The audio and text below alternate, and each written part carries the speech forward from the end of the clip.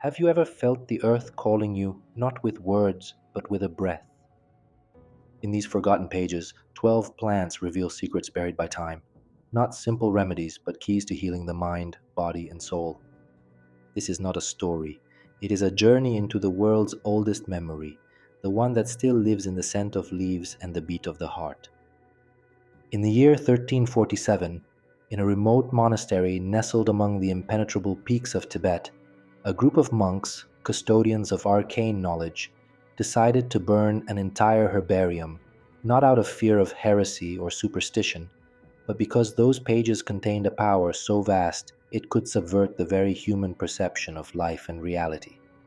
That knowledge, lost among the ashes and the wind, now resurfaces as a message for those who dare to remember what time has buried, the ancient science of plants that speak to the soul, heal the body, and enlighten the mind. This is therefore not a simple botanical compendium, but a manuscript resurrected from silence, a work in which every word seems to have been written not with ink, but with resin, aroma, and spirit. It gathers 12 plants that forever changed the history of healing: the Andean munya, sacred breath of the highlands; the ruda, guardian of limits and interior spaces; the turmeric, a flame that burns without destroying; the manzanilla, a tenderness that soothes the insomnia of the ages; the romero, a reminder of one's own truth; the eucalyptus, purifier of air and thought; the rose, a lesson in self-love; the palo santo, a bridge between the visible and the invisible; lavender, a breath of peace; the uña de gato, a root of wild strength; the sacred basil, a balance of the vital center; and finally, the master plant, the principle that unites all the medicines of the earth. Reading these pages, one will not learn notions, but forgotten languages; one will not learn to heal, but to remember how to live. When this inner journey comes to an end, the view of the world will no longer be the same. Every garden will appear populated by allies, every breath filled with ancient memories, every discomfort understood as the voice of a body attempting to return to dialogue with the earth. The first of the 12 plants, known to the ancient Andean peoples as the leaf of silence, is the muña, Minthostachys mollis, a mountain herb that grows over 3,500 meters above sea level. It was revered not for its grace, but for the lesson it taught humanity. To breathe is to remember life. The ancient Quechua understood that breathing was not merely a biological automatism, but a subtle bridge between body and spirit, and that when this bridge is broken by fear or anxiety, the soul loses the rhythm of its earthly home. For this reason, the Shaski, legendary messengers who restlessly traveled the Andes, kept muña leaves in their ritual sachets. When the altitude robbed them of their breath, they chewed one, and in a few moments their chests opened like a rediscovered flower. Their breath returned clear, and their minds calmed. It wasn't enchantment, but plant memory, for the molecules of muña possess virtues that modern science has finally been able to describe. Essential oils rich in pulegona, menthone, and limonene, capable of relaxing the smooth muscles of the respiratory system, acting as a mild anxiolytic and clearing passages obstructed by secretions or anxiety. Contemporary studies have shown that its aroma reduces cortisol levels, restoring the autonomic nervous system's balance between alertness and calm. Yet beyond the chemistry, there lies a deeper wisdom. The ancients didn't say muña cured anxiety, but rather that it taught the body to remember its home. Because anxiety, at its most ancient, is a form of forgetfulness, forgetting that the air is always present, that the earth has never abandoned us, that breathing is an act of faith in existence. The muña adds nothing new to the human being, but restores what has been forgotten. Every conscious inhalation is a return, a re-entry into one's center. In a world dominated by distraction, where the mind wanders between past and future, few remember how to truly inhale a single breath. From this oblivion arise tension, insomnia, and that seemingly causeless knot in the chest. The teaching of the muña is therefore an act of reconciliation, breathing with the earth and not against it, feeling its rhythm through smell, hearing, and silence. Those who, holding a munya leaf between their fingers, inhale its scent and close their eyes, perform a gesture of internal revolution. They communicate to their nervous system that calm is not a privilege, but an original condition. The munya, with its breath from the highlands, reminds us that the deepest silence dwells not in isolated places, but in the imperceptible moment that separates an inhalation from an exhalation. In that fragile interval, where nothing moves and everything lives, dwells the primordial peace that has never disappeared, but was only waiting to be recognized, since every leaf that breathes in the earth also breathes within us. Among the plants considered sacred by the ancient world, Ruta graveolens, holds a place of singular reverence. From the shores of the Mediterranean to the temples of Greece, from Persian gardens to Andean homes, it was planted, hung, or burned with a single intention: to create an invisible boundary between the soul and whatever threatens it. However, the true protection that Ruda imparts is not against external forces, but against forgetting one's own inner strength. In archaic Greece, it was called peganon, the plant of repentance and purification. The Stoic philosophers considered it an emblem of lucidity because it taught that human suffering, at its most acute, comes not from the outside, but from repetitive thoughts, stagnant emotions, and guilt that corrode the soul faster than any disease. Hippocrates prescribed it to dissolve the dark vapors of the heart, anticipating what we would today call somatization. Mediterranean and Andean populations, following empirical wisdom, placed it on the thresholds of their homes, not out of superstition, but because they had observed that where it grew, certain insects and restless spirits dared not linger. Modern science has recognized a biochemical basis in that wisdom. Ruda contains flavonoids, alkaloids, and essential oils with anti-inflammatory, antimicrobial, and nervous system regulating properties. Its compounds reduce the fight or flight response and restore physiological calm. But beyond pharmacology, it holds a deeper doctrine. Ruda teaches that true defense comes from authenticity. Every time a human being firmly states, "This has no place in my life," they invoke the spirit of Ruda within themselves, establishing a boundary of respect and dignity. Protecting oneself does not mean closing oneself off, but rather consciously choosing what is worthy of entering one's vital field. Ruda, with its bitter and intense aroma, reminds us that not all medicine is sweet. Sometimes well-being comes through the painful act of saying no, of letting go of what consumes our inner peace. The purest protection comes not from amulets or rituals, but from recognizing ourselves as a sacred temple. Every Ruda leaf that vibrates in the wind teaches us to defend our own essence, for those who forget to protect themselves lose the key to serenity. Next comes turmeric, Curcuma longa, known as the gold of life for its solidified light, a flame that purifies without burning. For over 5 millennia in India, it was considered the medicine of kings, a symbol of purity, and the sacred color of monks. In ancient Ayurvedic schools, it was called Haridra, the restorer of splendor, as health was believed to be a reflection of inner clarity. Ancient healers taught that every disease stems from ama, the residue of what has not been digested by the body or soul, a fire that accumulates under the skin and becomes pain or stiffness. Turmeric was the universal remedy not because it eliminated symptoms, but because it reminded the body how to purify and regenerate. Medieval alchemists sought in it the secret of transmutation, not the conversion of metals into gold, but the metamorphosis of pain into knowledge. Modern science, analyzing curcumin, has confirmed that it is one of the most powerful natural anti-inflammatories. It regulates cytokines, neutralizes free radicals, crosses the blood-brain barrier to protect neurons, and stimulates cellular regeneration and autophagy. But ancient wisdom sensed that its power was not merely chemical. Turmeric is the fire that teaches us not to fear the heat of existence. Every inflammation, in the body and in the spirit, is an invitation to let what is no longer useful burn. Thus, drinking a golden beverage or contemplating its color is a ritual act of reconnection. The body reminds us that healing is not a conquest, but a rendering of light.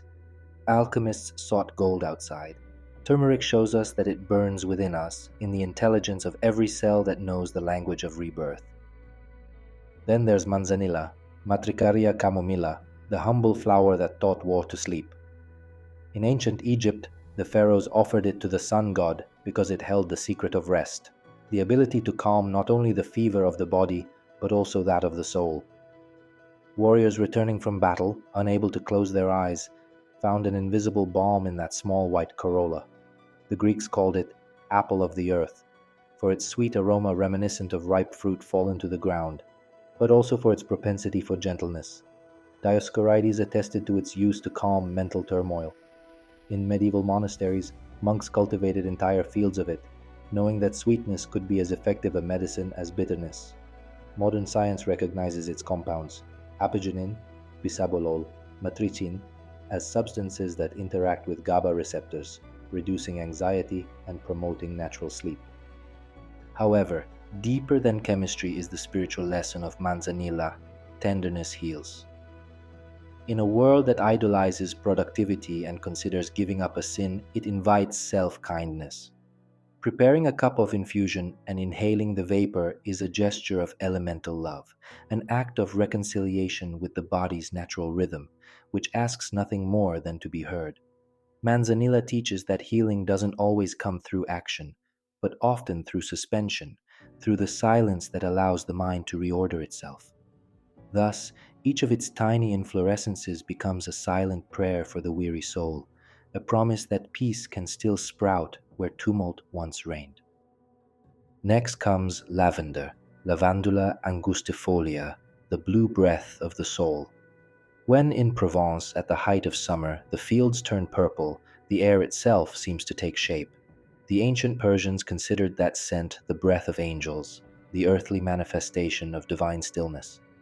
In sacred gardens, the mentally ill grieving mothers and lost warriors were enveloped by that aroma that dissolved fears and memories. Lavender is, in fact, a medicine of the sense of smell, a primordial sense that directly affects the limbic system, the seat of emotions. The Romans used it in ritual baths to cleanse the soul, while medieval monks placed it on the pillows of the dying so that death would be as sweet as sleep. Today, science has proven what intuition knew. Its active ingredients, linalool and linalool acetate, reduce amygdala activity and lower cortisol, improving sleep and mood. But its true power transcends laboratory figures. Lavender doesn't grant peace, it reminds us of it. Peace is neither a conquest nor a result, but an innate state waiting to be reinstated. Every time its scent penetrates the lungs, the body evokes the sensation of original trust, one in which there was no need to control or defend oneself. The ancient teaching of the monks remains true. Lavender heals not by eliminating pain, but by dissolving the resistance that perpetuates it. Its scent contains an initiation to surrender, understanding that sometimes the greatest courage is to let go, breathing until one finds oneself again. Finally, Romero Rosmarinus officinalis, the herb of memory and clarity. It grows on windswept cliffs where only that which has strong roots can flourish. Greek students wove rosemary branches into their hair to enhance their memory, believing that its spirit opened the doors of the mind. Philosophers dedicated it to the goddess Mnemosyne, guardian of universal memory, because remembering is not simply recalling, but remaining true to one's essence. The Romans planted sprigs of it on tombs and woven it into weddings, a symbol of fidelity and eternal memory. During medieval plagues, doctors and priests inhaled it to preserve the mind from the madness of terror. Today we know that rosemary oil, rich in cineol and rosmarinic acid, stimulates the production of acetylcholine, improves prospective memory, increases alertness, and reduces cortisol without dulling the mind. However, for the ancients, rosemary was not used to remember more, but to remember oneself. Because the worst form of forgetting is not losing data, but losing one's identity, losing one's center in the din of expectations. Its aroma, penetrating and balsamic, evokes presence. Those who inhale it are invited to return to the present moment, to reconnect with what is real. Thus, each rosemary leaf is a fragment of divine memory that restores the continuity of our being. Remembering who we are is the highest form of healing, since fear and dispersion dissolve in self-awareness. Rosemary, the herb of philosophers and poets, teaches that the human mind, like the plant itself, grows best in the crevices of the rock. Where life endures, truth also flourishes. The eucalyptus tree, Eucalyptus globulus, is known as the guardian of the air, a tree that breathes with and for humanity.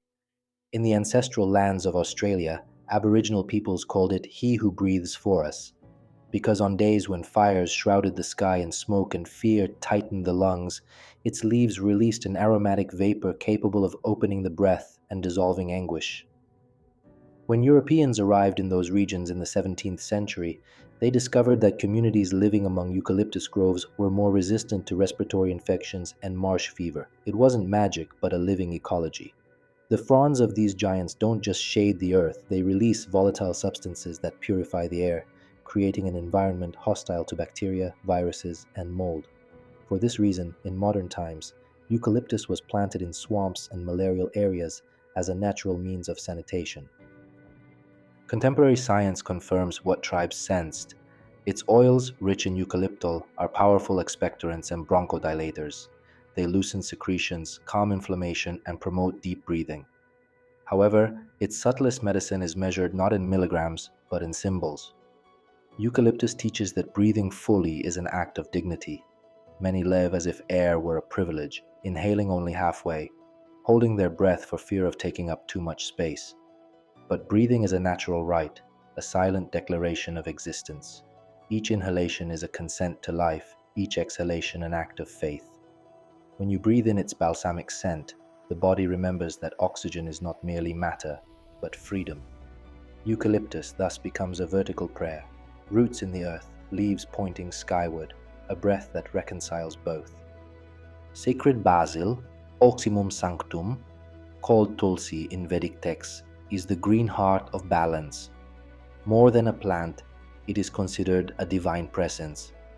In India, it is planted in courtyards as a guardian of the hearth, a symbol of purity and spiritual protection. The sages of the Vedas taught that where Tulsi grows, discord cannot take root, as its spirit harmonizes body and mind. It is an adaptogenic plant in the deepest sense of the word. It teaches the body not to buckle under pressure, to bend without breaking, to remain flexible in the face of storms. Its fragrant and glossy leaves contain eugenol, rosmarinic acid, and compounds capable of moderating the release of cortisol, strengthening the immune system, and maintaining mental clarity without stimulating excitement. It is the plant of inner balance, of the center that remains still while everything else revolves. But beyond its physiological properties, it teaches a spiritual truth. Purity is not the absence of conflict, but the presence of awareness. Living in calm does not mean avoiding the world, but rather remaining whole as we move through it. Those who chew a basil leaf with intention perform an act of restitution to their inner core. They recognize that strength does not consist in rigidity, but in the ability to remain alive within movement. Every aroma it releases is a reminder of the silence that exists at the center of the breath. Cat's claw, Uncaria tomentosa, is the voice of the Amazon jungle, a vine that wraps around the trunks of giants and absorbs their wisdom. Shamans called it she who strengthens from within, for the intelligence of the forest flows within its fibers.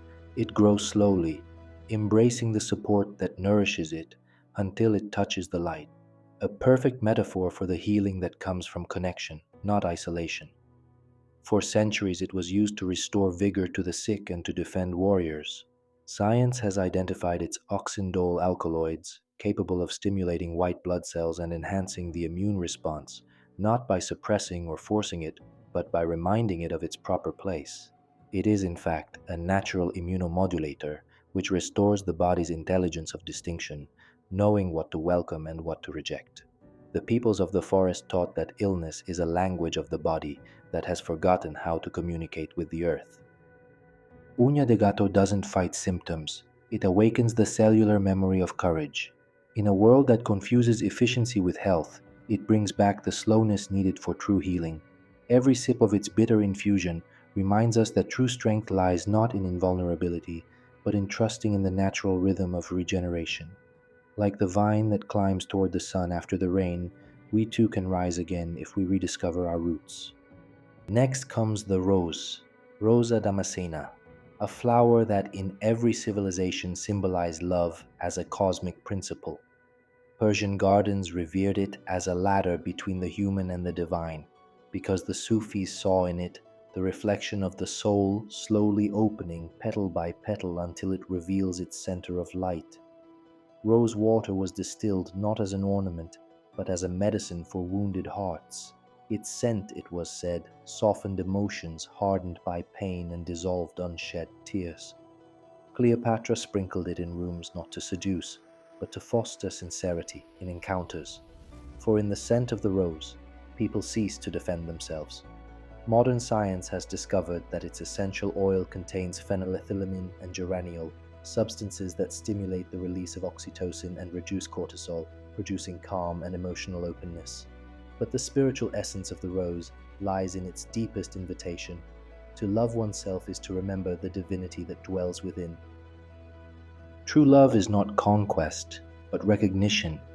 It doesn't depend on who observes us, but on how we welcome ourselves.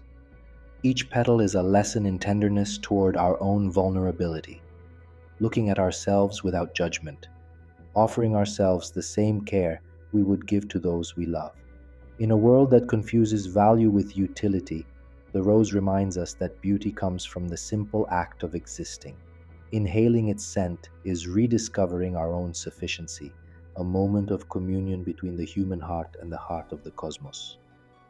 Palo Santo Bursera graveolens, the tree of memory and transformation, teaches the doctrine of fire that purifies without destroying. In the Andes, healers considered it a sacred being that offers its essence only after natural death. Its scent is released not when it is cut, but when it chooses to dissolve, teaching that true metamorphosis is not imposed but permitted. Burning its wood purified perception, stripping it of the shadows of resentment and pain, so that the soul could once again see the world with clear eyes. The smoke of Palo Santo does not drive away dark forces, it restores the original vision. Science has isolated substances such as limonene and terpineol in its oil, with calming and antidepressant effects, but its highest teaching is metaphysical. When life imposes losses or transformations, Palo Santo reminds us that nothing essential truly dies, only forms change, while essence continues to breathe in other dimensions. Watching the smoke slowly rise and letting go of defenses is a ritual of self-reconciliation. The flame consumes masks, the scent reveals the truth. Healing ultimately is remembering what we were before fear. Like the tree that awaits its end to give off its fragrance, the soul also releases its purest medicine when it stops holding on to what must end. Finally, the master plant, the unifying principle of all the world's herbs, is not a single being, but an intelligence that inhabits every plant form. The shamans of the Amazon called it green consciousness, the primordial force that breathes in every leaf and reminds humanity that it is never separated from the earth. All medicinal plants, they claimed, are fragments of a single medicine, the memory of unity. In ancient traditions, it was evoked by different names: the Indian soma, the druid's muérdago, the philosopher's herb. But the meaning was always the same. The human being is an integral part of the body of the planet, a cell aware of its immensity. Modern neuroscience speaks of neuroplasticity, the brain's ability to reorganize and heal from trauma. The ancients spoke of an expansion of consciousness. They are two languages for a single truth. Every living being possesses within itself the ability to regenerate, to dissolve the limits of its own ego, and to recognize itself as part of the whole. All the plants in this herbarium, from Muña to Palo Santo, are teachers of reconnection. Muña teaches us to breathe, Ruda to protect ourselves, turmeric to transmute, manzanilla to rest, lavender to find peace, rosemary to remember, eucalyptus to live fully, basil to center ourselves, uña de gato to strengthen ourselves, the rose to love ourselves, Palo Santo to be reborn. Together they compose an alphabet of reconnection. Every aroma, color, or flavor is a syllable of the language of the earth that the human body can understand if only it is silent enough to listen. When you walk in a garden and observe a leaf moving, you should remember that that leaf also breathes for us. Each plant mirrors an internal function. Anxiety invites you to breathe, fear to establish boundaries, fatigue to regenerate, sadness to seek sweetness, anger to rediscover your center, confusion to remember yourself, rigidity to bend, pain to be reborn. In every ailment, there is a call to remember the whole. There is no need to look outside for the master plant. It is the human being himself, a living herbarium of emotions, thoughts, and breaths. The body is a sacred garden in which every cell is a seed of consciousness. Healing means learning to cultivate it again. Going outside, placing your hand on a leaf and silently asking, "What have you come to teach me?" is a gesture that transcends superstition. It is a dialogue between two life systems that share the same light. Plants don't speak with words, but with frequencies that the skin and heart understand before the mind. Those who learn to listen to them discover they've never been sick, just disconnected. Thus ends the forbidden herbarium of the wise, not as a conclusion, but as the beginning of rediscovered memory. Because every leaf that breathes in the earth also breathes in us, and the greatest of gardens is the invisible one that blooms within the soul. If this journey through sacred plants has awakened something in you, a memory, a breath, or just a desire for peace, then leave a like, write in the comments which plant touched you most, and subscribe to the channel to continue this journey of knowledge and rebirth together. Every interaction is a seed that helps this message spread, reaching those who have forgotten that the earth can still speak. May your breath be light as munya, firm as ruda, and bright as turmeric. I wish you harmony, strength, and presence wherever you are. May the plants accompany you. See you at the next revelation.